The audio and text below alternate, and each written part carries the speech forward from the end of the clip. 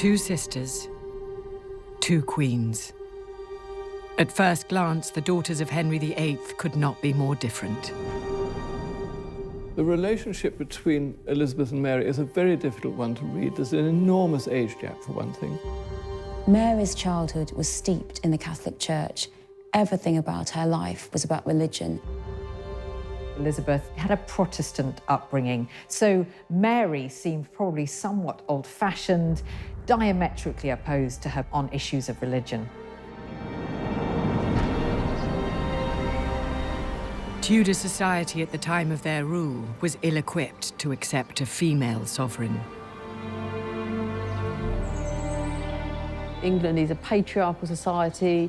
Women are believed to be ruled by their emotions rather than reason. They're very much the weaker sex. It was believed that they were incapable of ruling as effectively as men. One's reign was short, the other's long. One was Catholic, the other Protestant. One was allied to Spain, the other's greatest triumph came in defying them. There's no doubt that Elizabeth gets to learn from Mary's mistakes and borrow from her example. Elizabeth's decision not to marry is a pragmatic and calculated decision. She's seen how wrong it can go with Mary.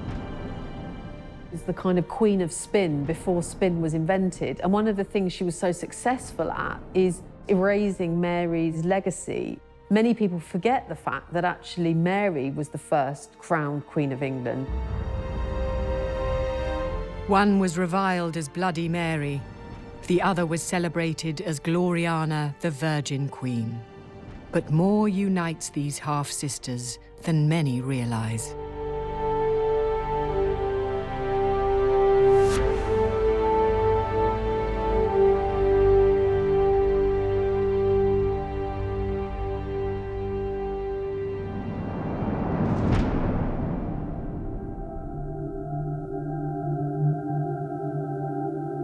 Mary was born in Greenwich on the 18th of February, 1516. Her mother was Henry VIII's first wife, Catherine of Aragon. Catherine of Aragon was the aunt of the Holy Roman Emperor. She was a Spanish lady. She was deeply steeped in the Catholicism of Spain. Catherine of Aragon had come from a family of very impressive women. Catherine of Aragon's mother, Isabella of Castile, was a real warrior figure, and she educated Catherine of Aragon and her children essentially on the battlefield. I mean, she was very, very keen on educating all her children, male and female. And Catherine of Aragon was one of the most educated, accomplished women in Europe. Although not the hoped-for son, Mary was a relief to her parents.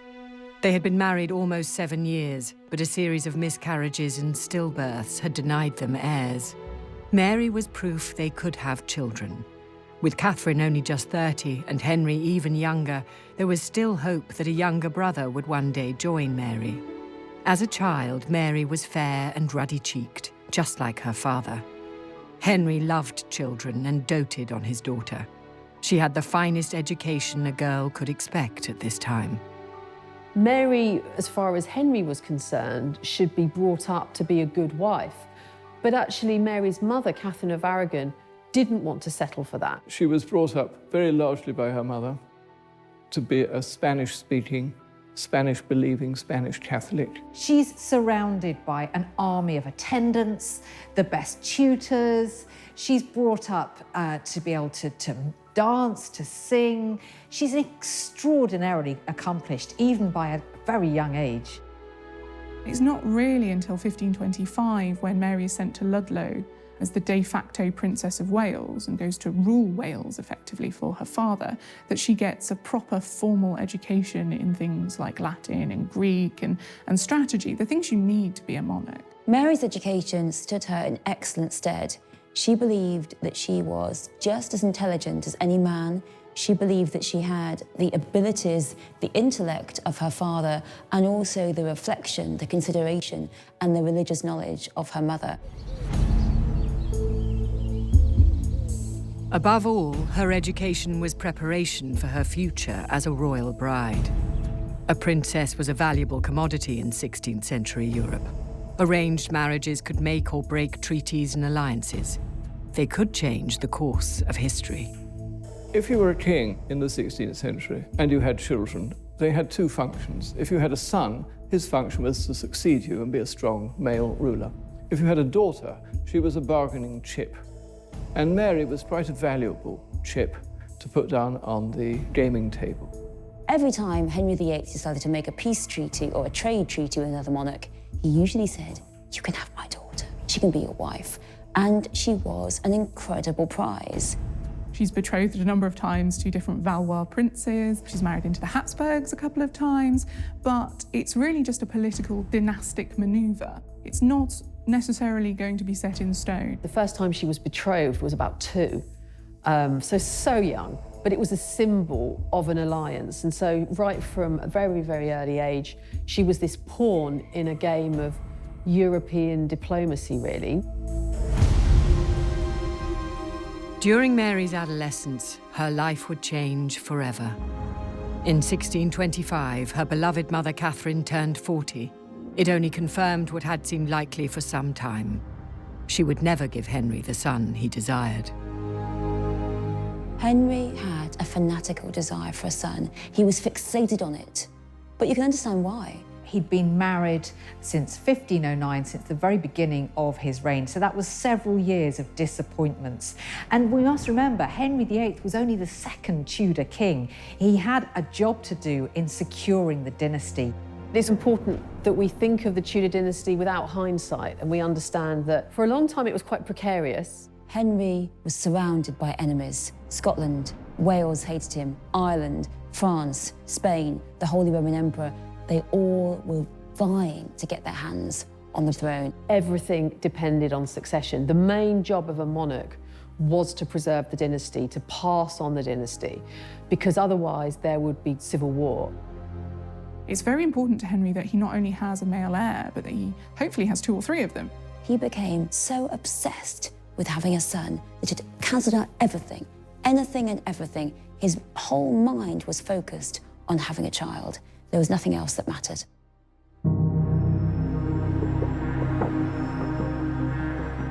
Henry's affections abandoned Mary's mother.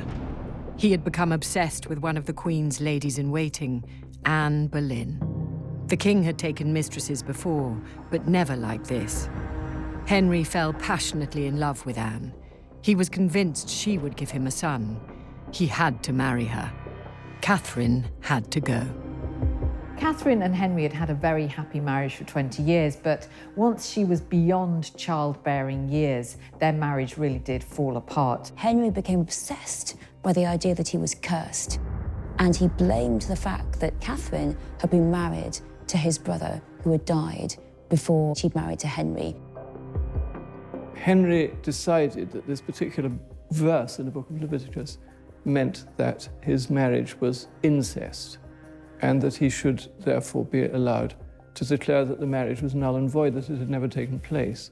There were tremendous argy-bargies about it between the various ecclesiastics involved. Catherine refused to cooperate, and the Pope was unwilling to grant an annulment. The process dragged on for almost a decade. The adolescent Princess Mary was caught in the middle. Determined to break Catherine's resistance, in May 1531, Henry banned Mary from seeing her mother. They could see each other, the king decreed, only if both declared their support for the annulment. It was a cruel thing for Henry to impose on a daughter he had once doted upon, and it was ineffective. Catherine still did not bend. This is heartbreaking for Mary. Mary had a very difficult adolescence anyway. She was often ill, she suffered from low spirits. So the fact was, her father was trying to declare her illegitimate. He was trying to divorce her mother and really push her aside and push her, it seemed, out of the line of the throne. So nothing could have been worse for Mary, and it really did form the woman she became. It was a profound humiliation, but it was also very, very shocking to these 2 Spanish Catholics, Catherine and Mary, to watch the way out that Henry chose, which was to side with the burgeoning movement of Protestantism something he'd always hated and denounced. So determined was the king to secure his annulment, the formerly devout Catholic Henry broke with the Roman Church. He declared himself supreme head of the Church in England. The new Archbishop of Canterbury, Thomas Cranmer, soon granted him the annulment. In January 1533, Henry married Anne Boleyn. She was already pregnant. That summer, she was crowned Queen of England in a lavish coronation. Just weeks later, Anne went into labour. On the 7th of September, she gave birth. Not to the son she had promised Henry, but to a daughter, Elizabeth. Despite this disappointment, Elizabeth was a delight to her parents. She was proof to the court, to England, and to all of Europe that Anne was fertile and that Henry's seed was strong. Surely it would not be long before a son was born to the couple. The arrival of a half-sister was no cause of celebration for Mary. Instead, it heralded a new phase in her humiliation. On the 7th of September 1533, Henry VIII's second daughter was born at Greenwich Palace. She was named Elizabeth after the king's mother and declared the high and mighty Princess of England. But the birth meant demotion and humiliation for Elizabeth's half-sister, the 17-year-old Mary. Mary was now pretty much a forgotten, illegitimate daughter. Henry orders for all of the sort of badges of honour to be removed from Mary and her household. She loses that status. She loses her own livery. She has all of the trappings of a princess taken away from her. Not only was Mary displaced, not only was she stripped of the title of Princess of Wales, she was humiliated by her father. She was made to go and work as a maid of honour in her little sister's court. Elizabeth was the princess. Elizabeth was the heiress. Elizabeth was the one who had the wonderful court. And indeed, Mary was increasingly used as Elizabeth's pretty much lady-in-waiting. There was relentless pressure on the teenager to admit that she was illegitimate, to recognise Anne as queen and Elizabeth as the heir. It was a miserable time for Mary, and things were about to get worse. On the 7th of January 1536, her mother Catherine died at Kimbleton Castle in Huntingdonshire. Her supporters suspected foul play. Rumours of poison swirled through the land, but Catherine had been ill for some time. To the very end, she refused to recognise Henry's new marriage. Catherine always insisted she was the true Queen of England. The king had also kept his word. Mother and daughter never met, and Henry's cruelty towards Mary did not cease with her mother's death. He refused her permission to attend Catherine's funeral as well. It was an act of incredible cruelty from her father, but he was a man who expected absolute submission, and he didn't care how he got it. When Catherine of Aragon died, Mary was really the main figurehead for the old religion, as it was called. And so for as long as she stood out and refused to acknowledge her father's new marriage, then the traditional Catholics had an advocate. If she could be forced to submit to Henry, that sort of loose cannon that Mary represented could have been neutralised. At court, the king and queen celebrated the death of Catherine. The infant Elizabeth was proudly paraded in public, but Anne's triumph was short-lived. Within months, she had fallen from favour and power. Accused of adultery, incest and treason, Anne Boleyn was executed at the Tower of London on the 19th of May, 1536. Anne Boleyn fell because she couldn't give Henry a son, and increasingly Henry was weary of her. All the things he'd found rather attractive in her as a mistress, he didn't find attractive in a wife. Having gone to great lengths to annul and then forcibly dissolve the marriage between Catherine of Aragon and himself and establish the Church of England, he soon fell out of love with Anne Boleyn. Anne is accused of adultery with her musician Mark Smeaton and a number of the nobles at court, including her brother, and they are all sent to the Tower. Henry, who was looking for a way out at this point and was manoeuvred by the factions at court, ends up accepting those charges, and of course Anne Boleyn is executed. Henry was already in love with the woman who would become his third wife, Jane Seymour.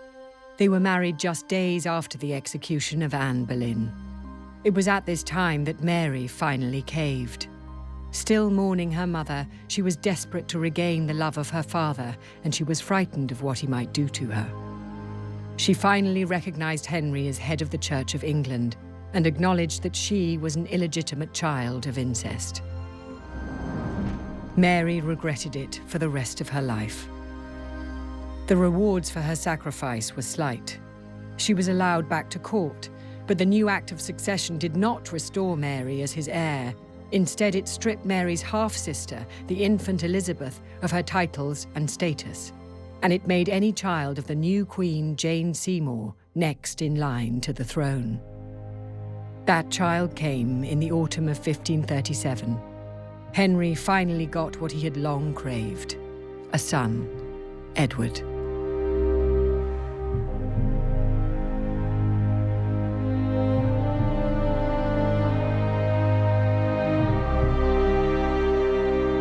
The new prince was born at Hampton Court Palace, which was the ever-expanding home of King Henry VIII's vast court.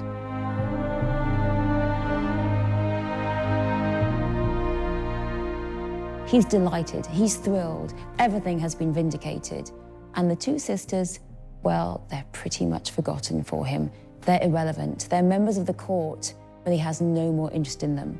The whole court was about Edward. Birth of Edward is actually probably one of the best things that can happen to Elizabeth and Mary because it takes the pressure off them. Edward's birth was a source of unity for the two sisters. They already had their illegitimacy, as Henry saw it in common, but now they had a brother.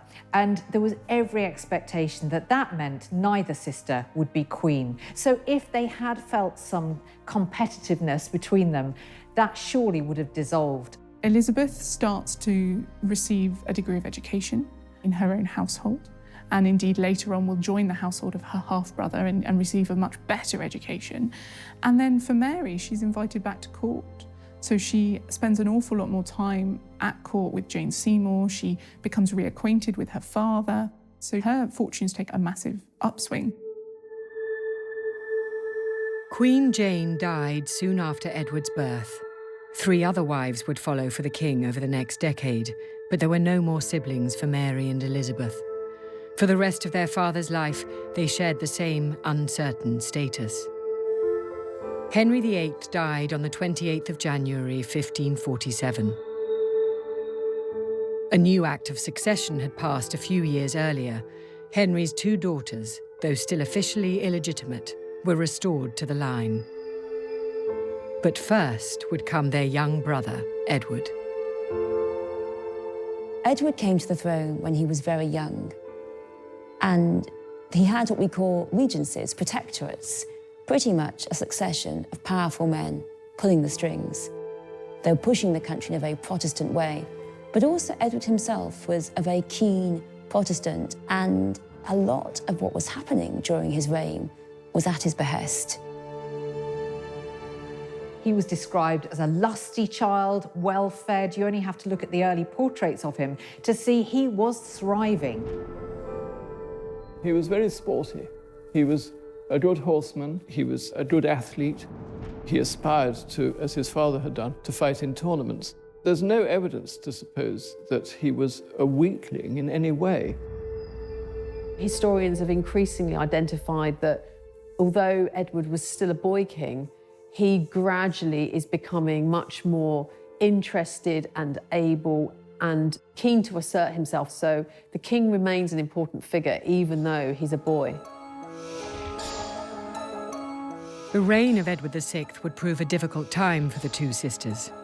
The teenage Elizabeth was placed in the household of Henry's last wife, Catherine Parr.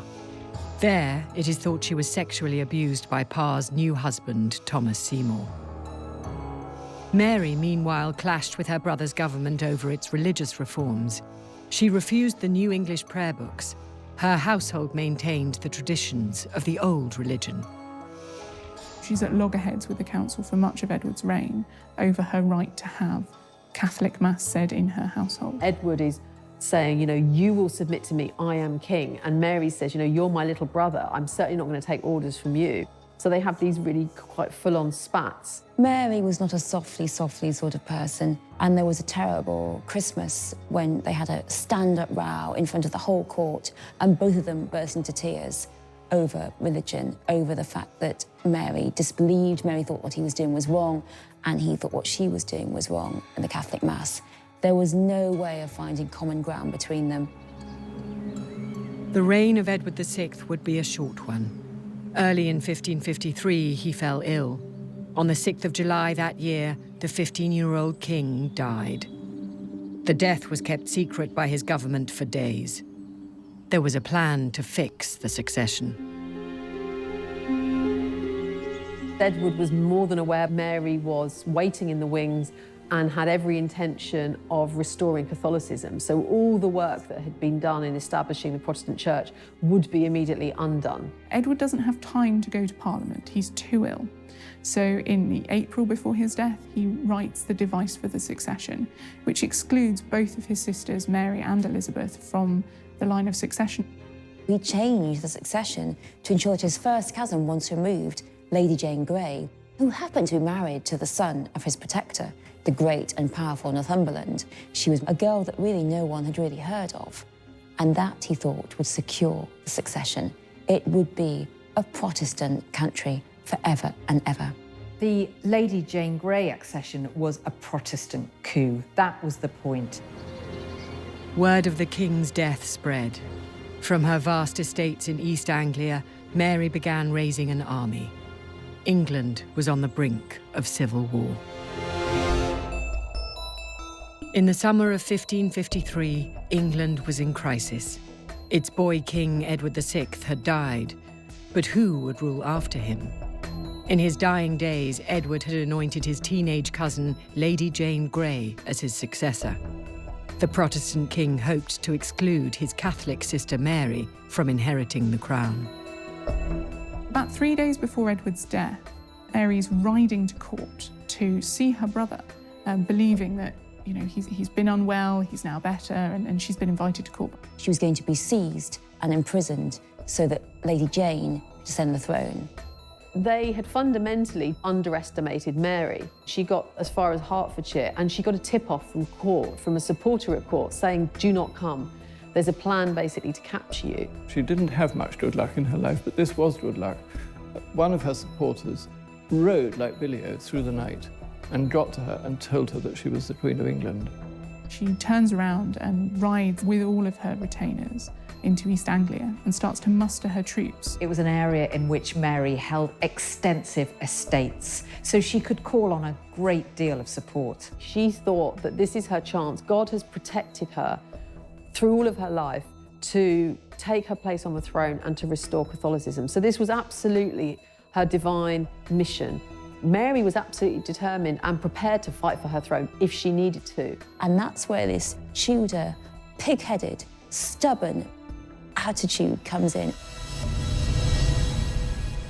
On the 10th of July, Edward's council, led by the ambitious Duke of Northumberland, declared Lady Jane Queen of England. The council seemed to hold all the cards. They had London, its tower, and its armoury.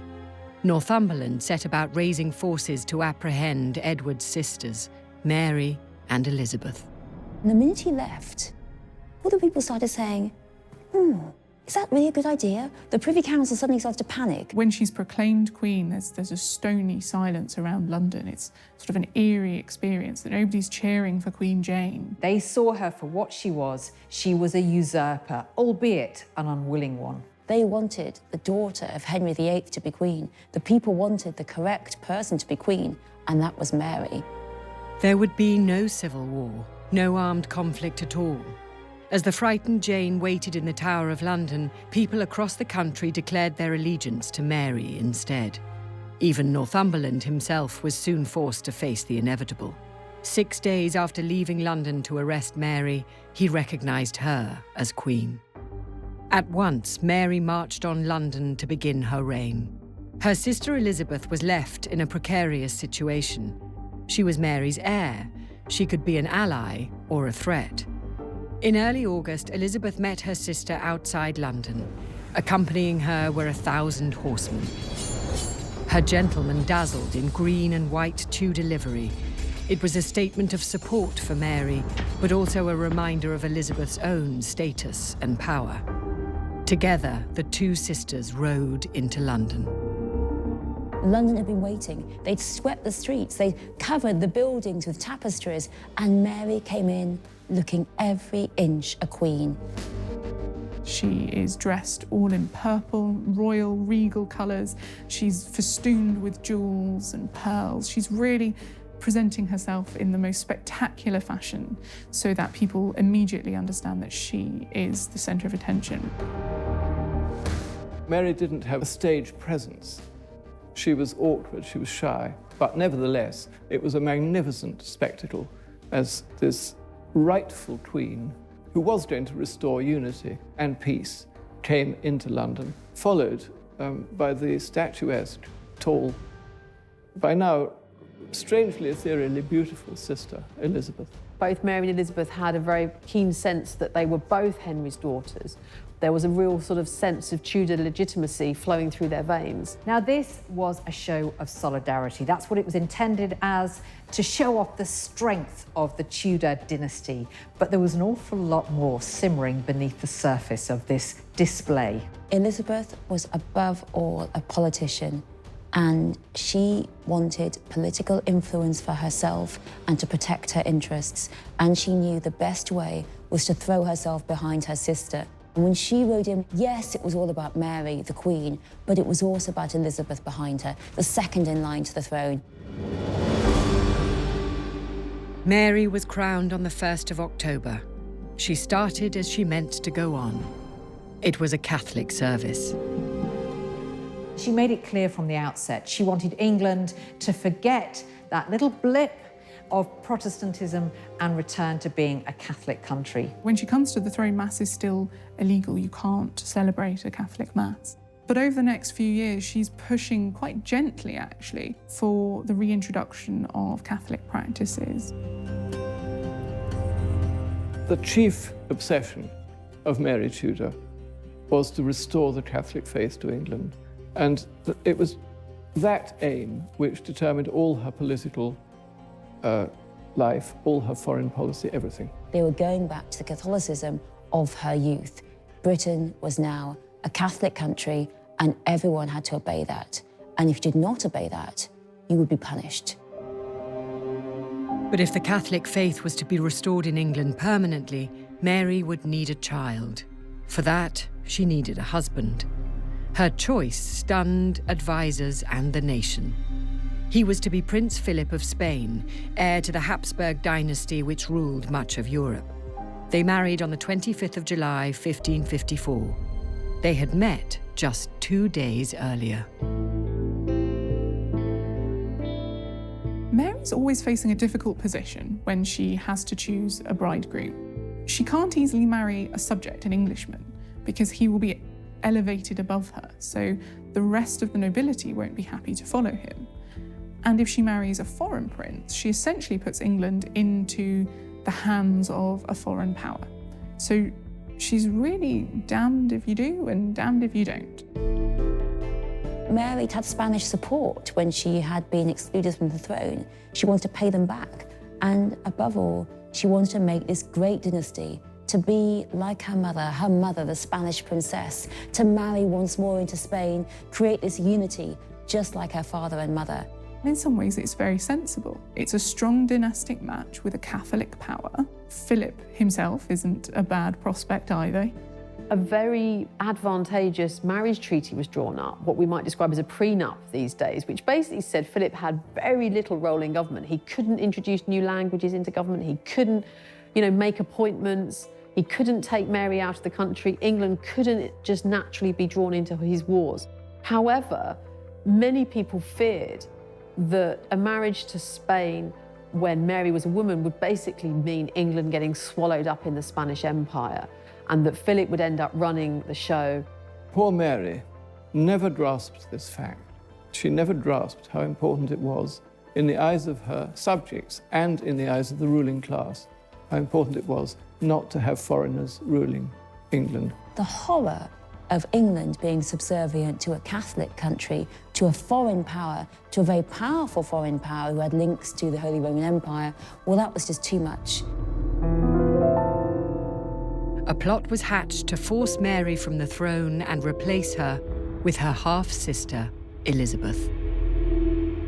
Led by Sir Thomas Wyatt, it was a group of very, very determined Protestants who wanted Mary off the throne. Wyatt gets 2,000 to 3,000 people who are all willing to fight for Elizabeth. But everything else sort of collapses. Nobody else really raises any troops. They were repelled at getting into London, and they were put down by the Queen's forces.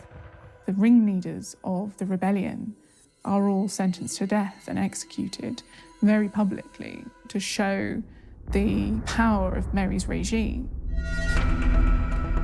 The rebellion may have only briefly threatened Mary's grip on power, but its failure was a far graver threat to Elizabeth. Many suspected her involvement in the plot. What we don't know is how much Elizabeth knew about it. Certainly, the Wyatt rebellion had approached many of those around her, some of her confidants, and it may have been the news did get back to her. It was believed that she was, at the very least, aware of what was going on and had been informed by the rebels of their plan. Elizabeth was in a very awkward position, really, because she was the champion of her father's reformed religion, and she was the figurehead that the more extreme Protestants were going to use against Mary, so she had to play a very delicate game. She's questioned repeatedly by the Privy Council, and she protests her innocence repeatedly and vehemently. Elizabeth was put in the Tower, and she was put in the same apartments that her mother, Anne Boleyn, had had before she was executed. She knows that it's really only a hair's breadth that holds her off from having the same fate. Mary's advisors had a warrant drawn up for Elizabeth's execution, and it said that Mary almost signed it. Her hand was hovering over the warrant when she had an attack of conscience.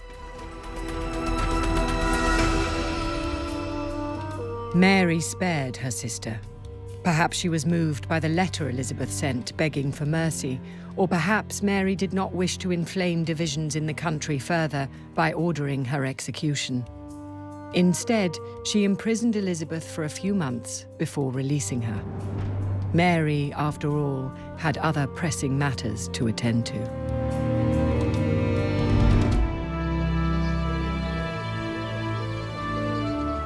By the end of 1554, the people of England had been formally absolved from their break from Rome. Catholic doctrine reappeared in English churches, religious orders were re-established, and heresy acts returned, allowing the trial and execution of Protestants.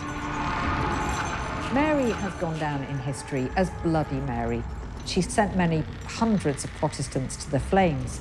But was she more brutal than her peers, her predecessors?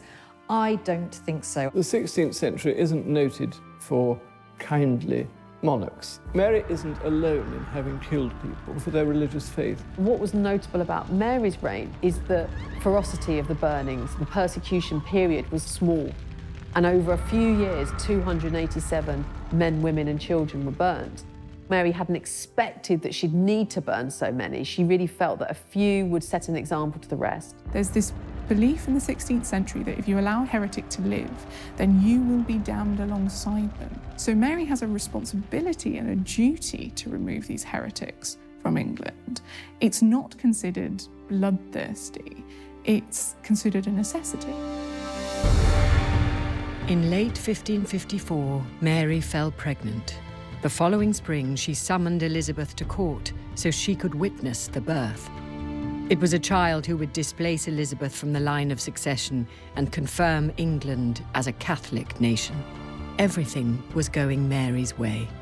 It was a moment of great misery for Elizabeth, for all the Protestants, because they really felt that Mary was going to gain what she wanted, a Catholic succession, and England Catholic forevermore. But of course, it doesn't turn out as planned, and this assumed pregnancy turns out to be a phantom pregnancy. It went on and on and on, and everyone waited at the court for the expected due date, but no baby arrived.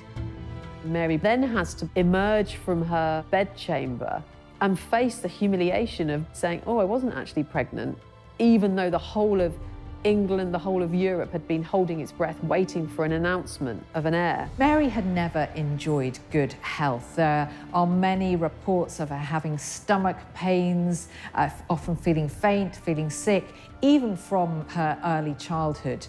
Now, it's very possible that, in fact, Mary was suffering from ovarian cancer towards the end of her life. This would have explained the swelling in her stomach that was taken for pregnancy. Poor Mary was humiliated, was heartbroken, and Elizabeth, well, she was back in the game. The false pregnancy changed everything. Mary's Spanish husband, Philip, withdrew. He left England to deal with other crises in the Habsburg Empire. In September of 1555, he leaves England, and he'll only return really a few months before Mary dies for a brief spell. It really marks the end of their marriage, which is painful, I think, for Mary. It was perfectly obvious to everyone except herself that he didn't love her, and that he was bored by her. Mary adored Philip.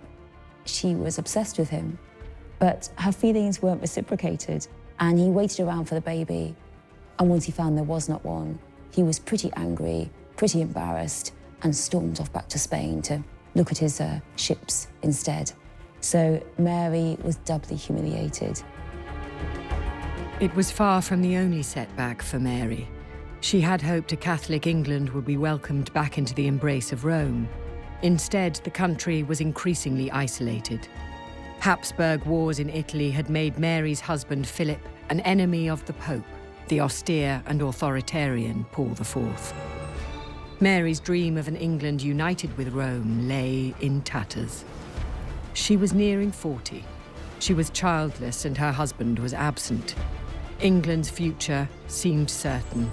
It was the Protestant Elizabeth who would be queen. Catholicism was once again under threat. Mary entered a mental and physical decline.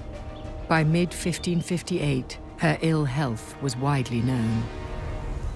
Increasingly, she's unable to do as much as she did in the early years of her reign because her health isn't allowing her to do so. I think you can see her judgment going. She couldn't accommodate people of different points of view. She didn't know how to play one person off against another. She was beginning to lose it. The country doesn't like a sickly, weak monarch. They feel as if it's a judgment on them. And because they thought she was dying, that meant that everyone began to think, maybe it's time to move our loyalties over to Elizabeth. And Mary could even see this happening. People look to, the rising rather than the setting sun. And so you see courtiers kind of moving to Hatfield, trying to ingratiate themselves with the new expected monarch. People were intelligent enough to work out which way the power was going to go. And so Elizabeth has a growing number of people paying court to her. She's gathering her supporters around her. Just 5 years after her triumphant entry into London, Mary died on the 17th of November, 1558. She was 42. Elizabeth was well prepared. With her secretary, Robert Cecil, she put her plans into action. It was the most peaceful transition of power England had seen in more than a century. Elizabeth would rule for the next 45 years. She would reject the advances of Mary's widower, Philip. She would beat back the Armada after she turned against Spain, and she would oversee a golden age of cultural expression. Elizabeth I's reign saw a kind of printing revolution, a cultural revolution, a revolution in ideas, a revolution in the way in which ideas are communicated. It was the glory age of our literature. It produced Edmund Spenser, Sir Philip Sidney, William Shakespeare, Christopher Marlowe, John Donne. She was just the best ruler this country has ever had. There's no question about it. Of course, what Elizabeth doesn't do is marry, and so she fashions a whole different identity over time of an unmarried monarch, which managed to be fashioned or spun in a way that was a sign of strength. When you look at the way that Queen Elizabeth ruled, the absolute authority with which she confronted the problems of her day. You can see that this was the role that she'd been made for. Elizabeth glorifies herself by making her own image bigger, brighter and shinier than anything that's gone before. History often tries to make us see a clean break between Elizabeth and Mary, but really Elizabeth inherited a lot. Certainly the dull, important things like fiscal reform and the development of the navy, this is all stuff that Mary is beginning. She lays all of the groundwork. Mary was very, very interested in expanding British explorers. She encouraged them to go to Russia and the Baltic. She wanted them to go to America. She was keen on the northern explorations, the Northwest Passage and things like that. Elizabeth took what her sister Mary had started and made it her own. But during the course of her reign, she never married and never had children. The dynasty begun by her grandfather ended with her. There were no more Tudor monarchs. The crown instead passed peacefully to Elizabeth's cousin, the Scottish King James VI. This first Stuart King of England saw to it that the two sisters, the two queens, Mary and Elizabeth, were buried together. They lie in a monumental tomb in Westminster Abbey. But the two women, different in so many ways, share more than just a final resting place. Each had been a celebrated heir to the kingdom. Each had been a child denied by their father. Each had struggled through a sibling's reign. And each had faced the challenge of ruling as a woman. It was Mary that actually first articulated female sovereignty, who talked about a queen being the mother of the nation, all things that are sort of later attributed to Elizabeth. Even though she wasn't a shining example, she had that kind of hard initial work to do in order to convince the people of England that queens weren't a bad thing. Mary passes a law that says that regnant queens have all the authority of kings. Elizabeth benefits from that. Nobody questions her power and authority because her sister's already been there and established what a regnant queen can and cannot do. Both of them showed that a woman could do the job just as well as a man, and they were just as clever, and they were just as open to political intrigue and to political deception. Without them, you don't get Victoria, you don't get Elizabeth II. You would always have that idea that a woman would be lesser than a man when it came to the monarchy. It can be easy to assume when we look at the current British monarch that a queen is commonplace. But the familiarity of a ruling female monarch can be traced back to the groundwork which was set nearly 500 years ago by Mary and Elizabeth, two extraordinary sisters.